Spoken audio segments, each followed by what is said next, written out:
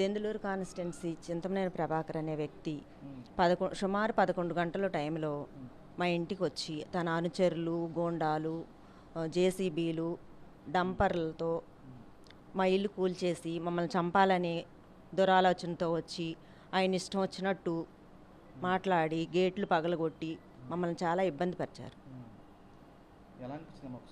చాలా భయంకరంగా అనిపించింది. నిజాయితీగా ఉండే వాళ్ళని బతకనివ్వరు అనిపించింది. ఆయన అనుచరులు, గూండాలు చాలామంది డంపర్లతో మా ఇల్లు కూల్చి మమ్మల్ని చంపాలని, నన్ను, నా భర్తని, నా కొడుకుని కూడా చంపేస్తాను, ఈరోజు అంతమొందిస్తానని మాట్లాడారు. సుమారు 11 నుంచి 3 గంటల వరకు తర్జన భర్జన జరిగింది. అంత అరాచకం చేస్తే ఆయన్ని మర్యాదగా ఇంటికి పంపించి నా భర్తని, నా కొడుకుని పోలీస్ స్టేషన్లో కూర్చోబెట్టారు. వాళ్ళు ఏం చేస్తారో అనే భయంగా ఉంది నాకు. ఉంది ఏంటి అంటే మా కాన్స్టిట్యున్సీలో తను చేసే అరాచకాలను బయట పెడుతున్నారనే దుర్బుద్ధితో అట్లా చేస్తున్నాడు ఆయన.